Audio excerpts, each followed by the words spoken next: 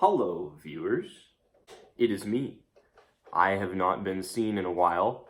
Probably hadn't made a video in like, I don't know, 8 months or something. But I'm back now, and I've got some new projects, starting with this thing behind me.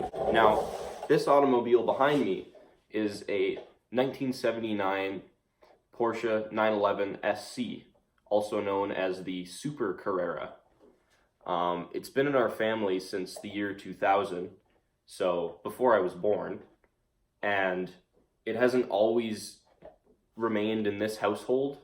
We had sold it to some family friends of ours, and recently, about 3 years ago, we bought it back because it just had a whole bunch of troubles with it, starting with the fuel lines. They were leaking, and they're really hard to get replacement parts for. So we've slowly been kind of restoring it over the past 3 years.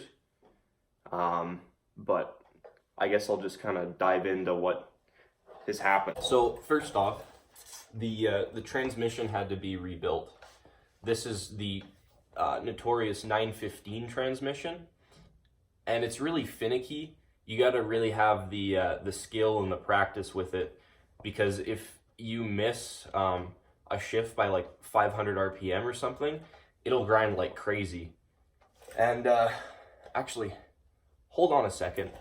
I'll show you what I mean. So just for an example, here's one of the synchros. Just take a look. Yeah. So yeah, when we got the car back, it was looking like really tired, and it needed a bunch of different things. The first of which was the transmission rebuild.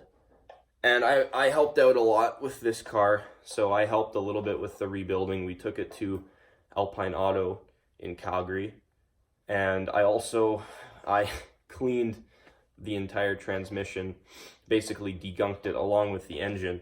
It was a really tough job, but then my dad put in all new gaskets and hoses and a plethora of things in the engine, new fasteners. He got the fan re-powder coated, because this is an air-cooled car, and the fan is crucial to the operation of this vehicle. So yeah, we've just been doing some general kind of restoration type things. I think we're going to be starting to move on to stuff like the suspension next. At least I hope, because some of these bushings are quite old and would need to be replaced. It's sitting on Coney yellows right now. I didn't even know that until we got the car back. What else? And something I'm very excited about is this right here. This, or these rather, are SSIs.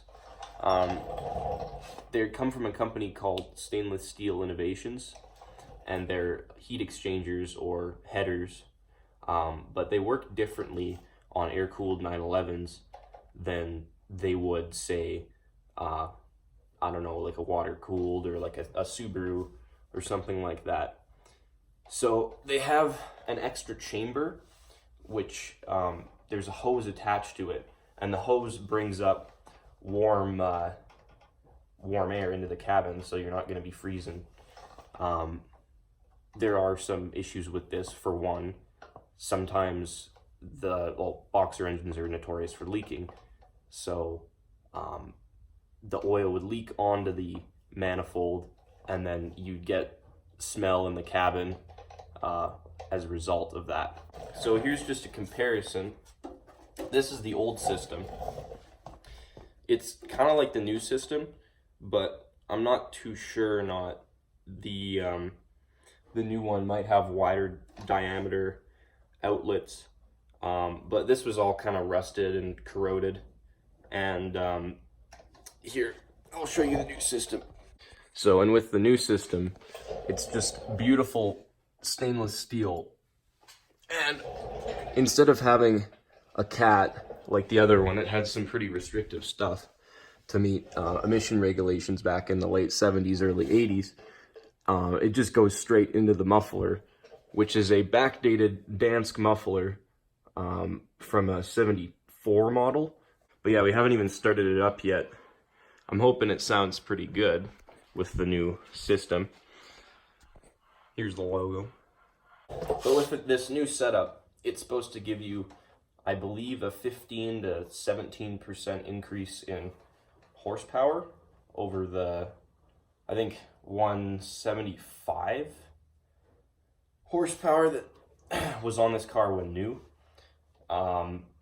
And more importantly, it's supposed to give you a pretty hefty torque increase, which I like because I like torque. Another interesting note is that after my dad bought the car, he found out that the paint color that was on it was not actually the original paint color. It's currently a Minerva blue, but originally it was called tobacco metallic, which was a very, very rare color for this car and was only made in 79 and 1980. But I'm guessing they probably changed it in like the 80s or mid 90s because, I don't know, people didn't like brown back then, I guess. But it's a really interesting color, and I would like to return it to that at some point. Anyways, that's just a quick overview of the car's history. And yeah, like I'm gonna get started on the interior today because the interior really needs some help. There's these, I don't know, they're not really period correct. They're from probably like maybe a 964 or 944, 924. They're electric seats. These originally would have come with probably manual seats. So yeah, there's some sketchy stuff there that we need to take care of. They're needing probably a condition or something. All right, it's lowered down. Here's the interior. I just need to get it some bolts underneath here. As you can see, it's pretty messy. So we're gonna fix it. And just like that. And now for the other one. Boom. It's all done. Just gonna do some more interior work. It's really dirty. Gonna try and get this out. So yeah, we'll see. Okay, so I think I decided against pulling the carpet up, but I am gonna vacuum it because it really needs that. So yeah, God, that's bad. And we got all this out here. So we got the door cards, we got the, whatever that is bad, and here are the seats. So yeah, y'all can kind of see what I mean. They're beat up a little bit. They're not bad, but they have this electric thing that makes them really heavy. Yeah, I'm just trying to get everything situated nicely. I'm trying to think of the future because I really want this to be my car one day. So, I don't know. I'm just trying to make it as best as I can for the time being.